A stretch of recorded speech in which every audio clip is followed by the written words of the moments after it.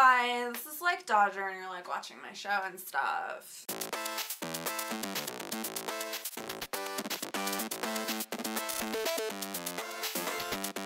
3, 2, 1, ready, go! Do you like my new sunglasses? I'm super in love with them. Also, Jesse told me that they're trash, which means that they're perfect. But for now, we won't wear them because that would be weird. That would be a weird video if I wore those sunglasses the whole time. But for our first piece of gaming news, did you know that Amazon has a video game trade-in policy? It's true. It doesn't only apply to video games. They do it for books, for video game consoles, for movies, really any form of media that you would like to trade in that's in good condition. You can trade it in and they'll give you a gift card for it, which is pretty dope. I had no idea about this, but sad news is, if you're in the UK, that program is actually shutting down. And now I'm realizing there's a potential situation that I just now created where I got you really excited about the trade-in program and then immediately crushed all your dreams. They haven't really given a reason, and as far as I can tell, the trade-in program still works everywhere else. But as long as you have registered a trade-in by the 30th of August, as far as I know, like even the day of, then that trade-in will still happen. They'll still honor that. But anything after that, they're just shutting the whole program down. Which is sad because I feel like nobody really knows that they do this. Like, this is not... It makes sense. It makes sense that they would be like, huh? What trade-in program? What? Huh? So it sucks that now really the only reason people are finding out this exists is because there are articles all over the place about it shutting down.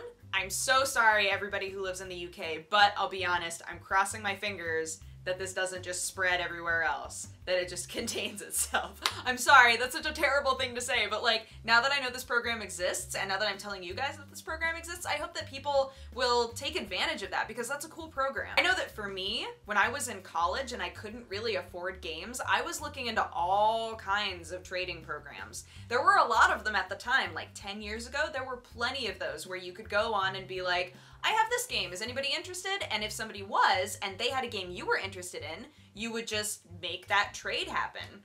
And it was awesome. And then you'd both go on there and be like, yep, got the thing. And it was great. Either way, look into that if you can. Take advantage of the last remaining days just in case, because you never know. Maybe it's shutting down everywhere and they've just only reported about it on the UK site. I don't know.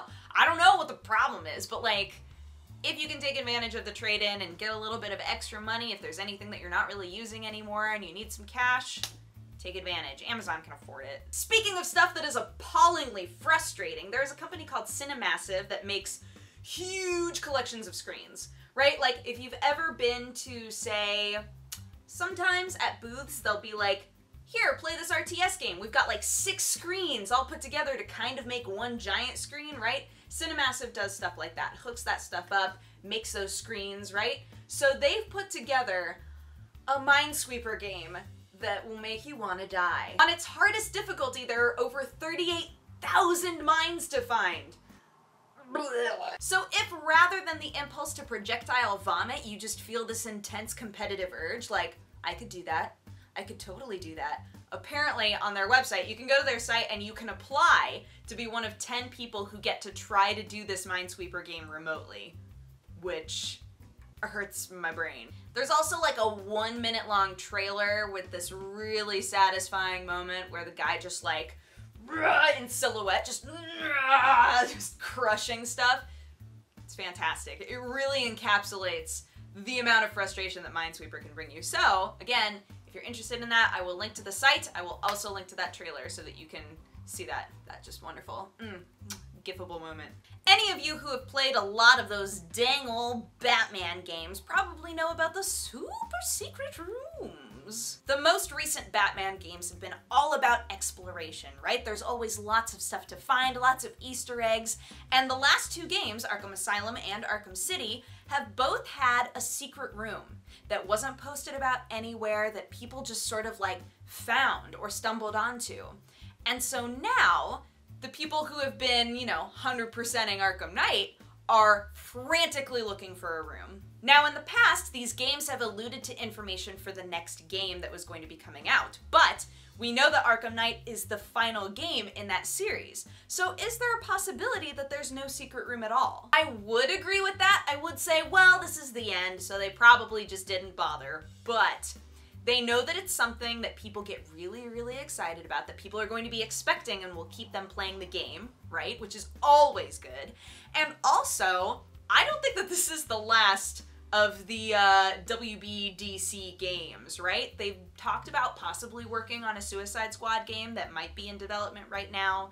I would love to see them do like, I don't know, like a Green Arrow series. Like there could be so many options. Or a good Superman game.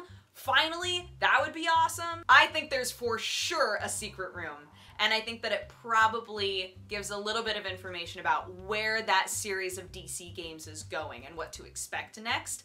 I think that would be awesome. And if there's no secret room, it'll be kind of like going to a Marvel movie and waiting until after the credits patiently and making fun of all of the people who were leaving the audience during the credits, but then at the end there's no scene.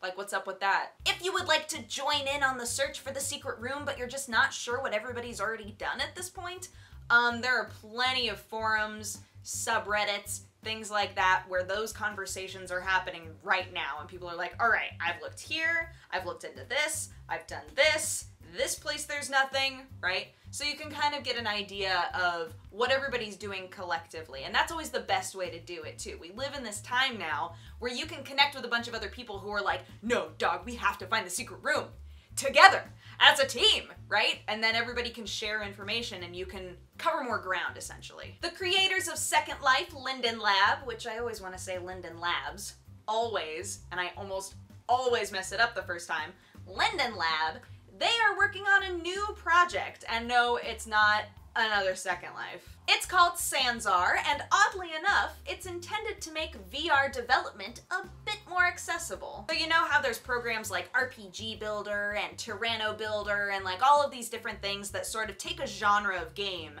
and make it so that you can, well, you can create a game easier, or even something like WordPress or Squarespace, something that makes web development a bit more accessible. Just any sort of a format where you can kind of drag and drop into what you're imagining. That's what they want to do, except for virtual reality. And we all know that VR is like the next frontier, right? Everybody is focusing on it. I can't imagine a future where VR just sort of like drops off the face of the earth and we're like, well, that was a fun experiment. I guess we're not doing that anymore. And some people still feel like even motion controls are going in that direction where it's like, well, motion controls are done, right? But really, I think we need to look at it as motion controls are turning into the VR experience, right? Like that was the beginning of sort of that frontier almost. And it makes sense for somebody to eventually say, I need to corner the market on making this an accessible platform. In this world of such VR games as Sonic, Dream, Orgy, Party, Fun Times, that sort of a thing is going to create all kinds of weird VR experiences. And we know, because they made Second Life, we know they're gonna just be like, do whatever you want. Enjoy. We don't know whether or not it's going to be the sort of a format where you make a game and then it kind of uploads itself onto their server so that you can flip through and be like, oh, I wonder what games people are making, right? It might be more RPG Maker style, where there are plenty of forums and websites that are dedicated to games that are made with that, but they don't necessarily like exist in a place where you can just flip through all of them within the client. All I know is we're gonna get some really weird games, so bring them on. Any of you who spent a lot of time on Darkest Dungeon know that the first iteration of the game was actually pretty fantastic. Like, I know so many people, especially on stream, who spent a lot of time playing this game and really enjoying it and loving just the soul-crushing nature of it, but it felt pretty balanced. So recently they updated the game and added in two things that really upset people. One was piled up corpses. Essentially, all the dead bodies of fallen comrades could like slowly turn into piles of corpses that you had to get rid of. And the other one is heart attacks. because stress is such a big part of that game, characters can get so stressed out that they just drop dead. Now, the game already felt kind of hopeless and daunting, right? So imagine it with this extra RNG element, because so much of it is RNG. Imagine it with this extra element of your stressed out character might just die. And apparently it happens often. The extra bodies wind up being sort of this inconvenience rather than adding to the game where you're just like, I have to get rid of these bodies. So the overall response from people who already loved the game was pretty negative. They were saying that rather than adding to that difficult aspect of the game, it just felt like it was making it hopeless. You know, there was no feeling of like, I can still do this though. It was like, no, I can't do this anymore. Now, as devil's advocate, this is a Lovecraftian game, right? We have lots and lots of things that point to it being a Lovecraftian game, and that sort of a genre is entirely focused on hopelessness, right? That's such a big element of it, being sane of mind and in touch with your humanity and going through experiences that really drive you to madness. Now, for any of you who are listening to this and saying, I don't like that, that doesn't sound good, I don't want that, they have listened. They decided, you know what, okay, we got a lot of negative feedback from this, but we do feel very strongly that this adds to the narrative of the game. So rather than taking it out, we're going to stick to our guns and we're going to have it in there. It will be something that's automatic, but you can turn it off. We'll make it so that you can go in the options, you can turn those things off, and maybe that'll improve your gameplay experience. And I think that was a good middle ground to hit because, again, they're sticking to their guns about what they think the game should be. But if it's something that really just takes away from your enjoyment of the game to such an extent that you don't want to play it anymore, you can just be like, boop, turn it off, play the game without it. I haven't played it in a really long time, but I loved that game as it was before, so I don't know, maybe those added elements would just frustrate the poop out of me. Already a terribly frustrating game, but... And as our final bit of news, touching once again on the element of shitty players in our game and how to deal with them. EverQuest 2 is creating a server for terrible people, basically. EverQuest 2 has been around for a long time, 11 years to be exact, and so you might be thinking, well, why even bother? Just keep banning people, like who cares? But instead, they decided to change it up. 11 years later, they decided, you know what? We're going to create a server called Drunder. And Drunder is going to be a prison for terrible people who play this game. You'll still get to play it, but you're only playing with terrible people. And this isn't just characters, right? You can't have one character who's an asshole, and that character gets transferred over to Drunder, and then you can just keep playing with all of your other nice characters on other accounts and have your Drunder account. No, no, no. This applies to your entire account in general. Anytime you make a new character, no matter what, when you log in, the only server you will see is Drunder. So why are they doing this exactly? They're sort of pitching this as a social experiment, and one aspect of that social experiment thing that I think is the most interesting is that they've got a petition system for somebody who has a perfectly good account to petition to go to Drunder.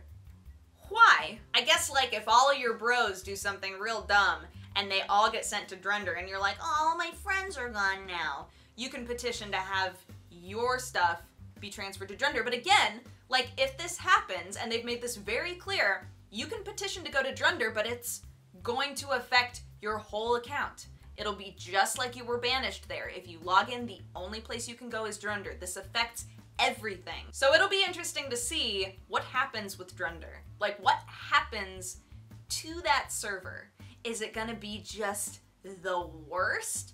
Or are they going to create like an okay community of people who are like, oops. Although, I guess that means like if you're in Drunder, you can pretty much do whatever you want, right? Like you're like, well, if it can't get any worse than this, I guess I'll just keep being the worst person in the world. I wanna know. It makes me wanna fire up my old EverQuest 2 account and just be like, send me to Drunder. And then just find out what it's like. I just wanna know what it's like so bad. Let's do it. Everybody who hasn't been on EQ in like 10 years, Let's all go to Trender together. Anywho, that's been my show. Thank you so much for watching. If you have a positive or a negative response, feel free to leave it in my comment section.